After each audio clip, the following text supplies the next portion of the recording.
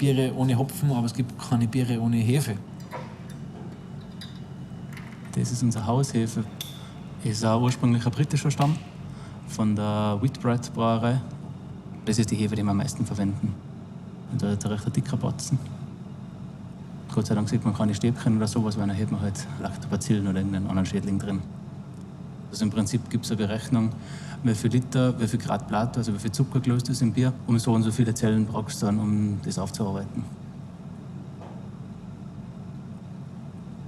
Der hat schöne Esterbildung, ganz typisch englisch, verkehrt ein bisschen trockener wie andere englische Hefen und gibt durch das meiner Meinung nach sehr gute Haushefe ab, die wir einfach weiter züchten können und weiter vermehren können und dann öfter in Biere verwenden.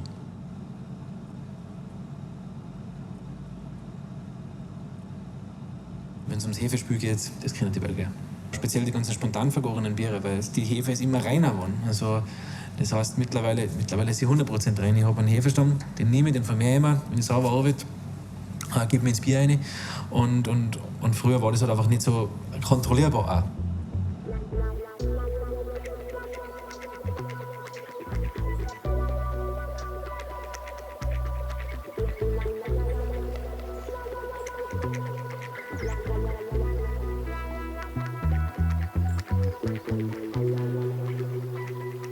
Sommige van onze Amerikaanse klanten noemen dit de Heilige Rivier. We staan hier eigenlijk op een brug over de Zenne, tussen de twee gedeelten van een brouwerij Boon. En de Zelle speelt een speciale rol in het verhaal van Lambic, omdat, zoals je weet, Lambic een bier is dat gebrouwen wordt volgens de methode van spontane gisting. Dus wij gebruiken de wilde gisten die in het stof dat zich hier in de lucht bevindt, zich daarop laten transporteren.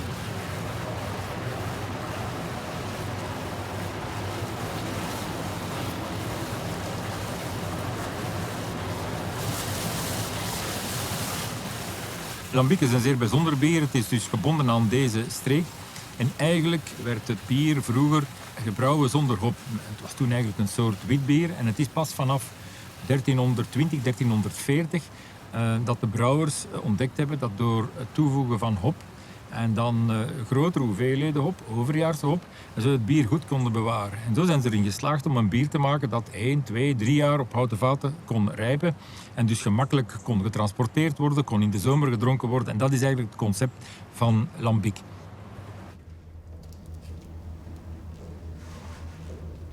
We hebben in totaal 161 van zulke reuzenvaten, wel grotere en kleinere. De kleine zijn 4000 liter. Hè. En de grote zijn, deze hier is, ik denk het grootste, 27.000 liter. Dit vat is van 1920. 20 of 21, ze zijn met reeksen gemaakt. Oh, dat gaat 200 jaar mee als het goed onderhouden is. Maar dus in principe, gelijk als dit hier, dat moet om de 20 jaar gereviseerd worden.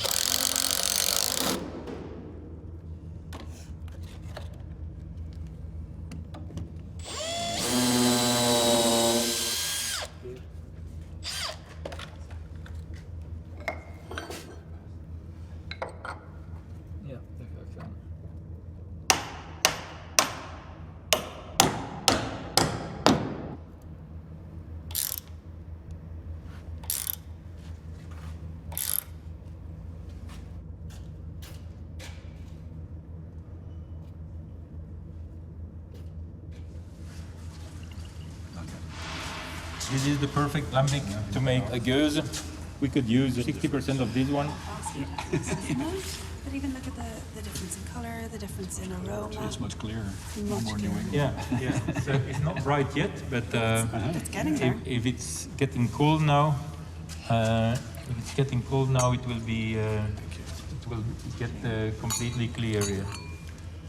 So does it mean there's a lot of sediment in these barrels? If you would put it in a bucket, you will have half a bucket or less than 5, 6, 7 liters of yeast. You will find maximum, not more. There is a difference between the casks, so that it is not certain that all the casks of the same age have the same taste flavors. Yeah. Yes.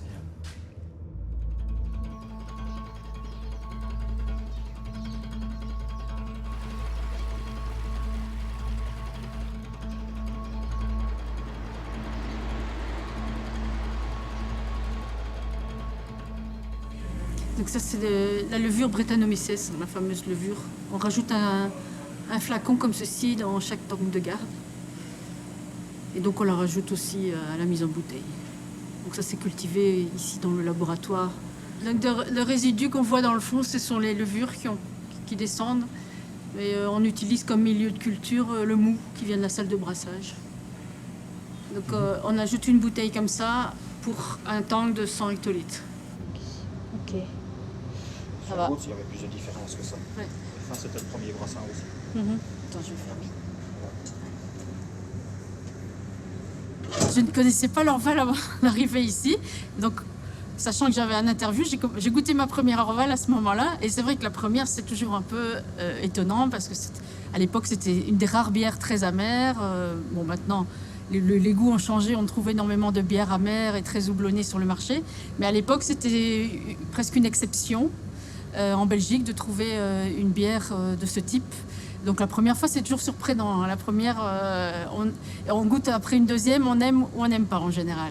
Et moi, j'ai apprécié et maintenant, je ne bois presque plus que ça.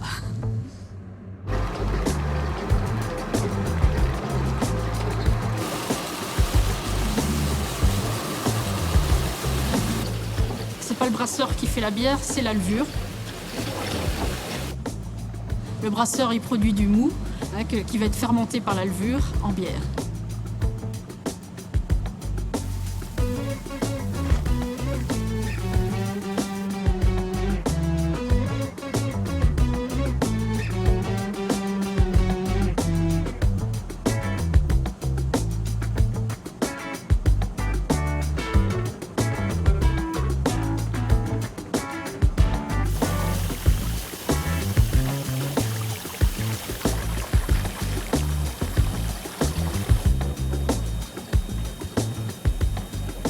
On travaille avec le Brettanomyces, qui est une levure vraiment très spécifique à Orval, qu'on retrouve aussi dans les gueuses en Belgique. Et c'est probablement une levure qui est arrivée par hasard. Donc on a réussi à la maîtriser et à l'utiliser correctement pour la bière.